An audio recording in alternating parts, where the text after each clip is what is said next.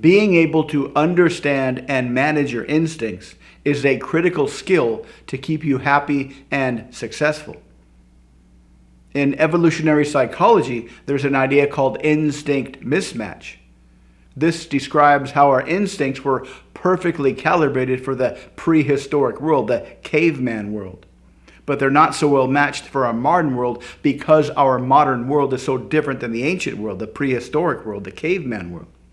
The best example is our hunger instinct.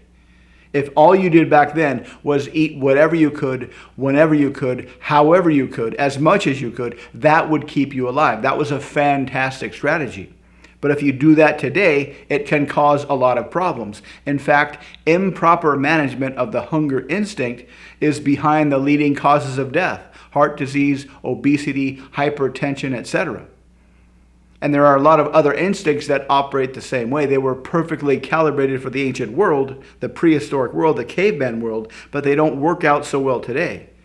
And there's two instincts that, when combined together, will create a self-hypnotic trap that will keep you from living your best life, that will keep you from achieving your goals.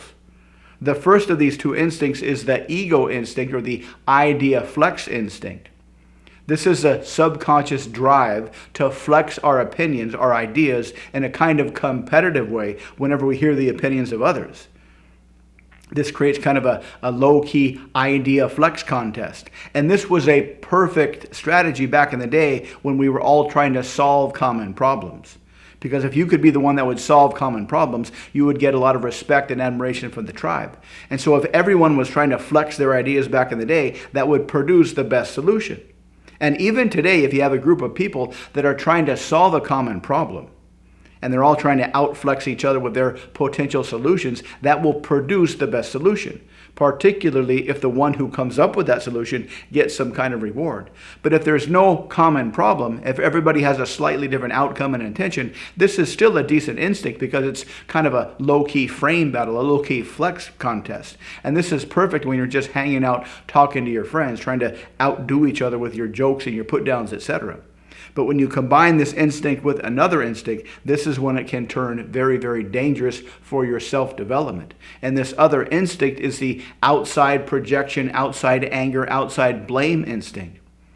In the ancient world, it was humans versus animals.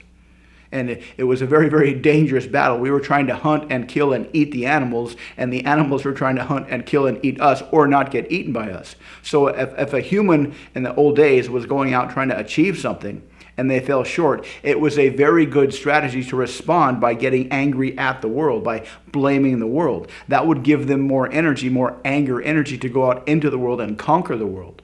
But today, the world is other people. We're not trying to hunt them and kill them and eat them. We're trying to create mutually beneficial relationships. So getting angry at the world doesn't help. This is why it's a very, very common response when you fall short of your goals to think, it's not my fault, it's the world's fault. This is where this instinct has its origins, by blaming the world of animals that we're trying to kill and eat. But when you combine these two instincts, what you get is an idea flex contest where the content of that idea is why it's the world's fault that we can't achieve what we want. And so everyone has a different opinion, and they try to come up with the best articulation as to why it's the world's fault, not our fault, that we can't get what we want. And this comes across no matter what you're talking about. This structure you'll find everywhere once you calibrate your brain to see this structure. And this triggers the Cialdini law of commitment and consistency. If you participate in these conversations, these victim flex contests, what that does, it solidifies the belief that you are helpless, and it's the world that's keeping you from achieving your goals. It's the world that's keeping you from getting what you want. And if you participate in this, it will trigger the Cialdini law of commitment and consistency, which makes it very, very hard to walk this back in your mind. It makes it very, very hard to leave this behind.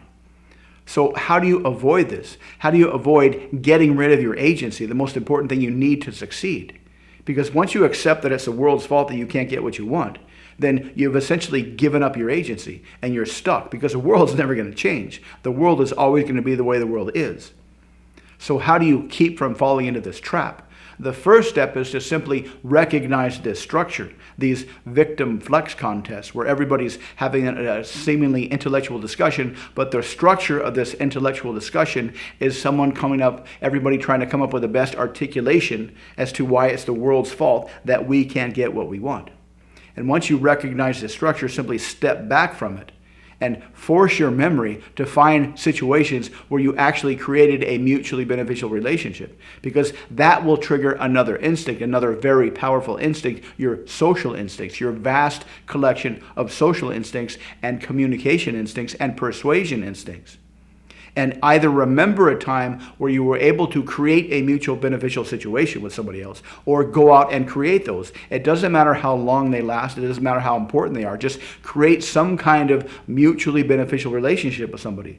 This could be as simple as buying something from a store where you both benefit, or holding the door open for somebody. They like it. They say thank you. You feel good. You both benefit. So the first step is to recognize this structure, the victim flex contest, to see who can best articulate why it's the world's fault and not our fault. The second step is to step back mentally. The third step is to find memories, or go out and create memories where you can create mutually beneficial relationships, because that's really your social purpose, is to create as many mutually beneficial relationships as you can. And everything you want in life is through the process of being able to create mutual beneficial relationships with other people. The more you can do this, the better your life will become. So try this and let me know what you think in the comments. Thank you for watching. Please like and subscribe. And if you'd like to learn more about how to improve your communication skills, check out the links below. Thanks again, and I'll see you next time.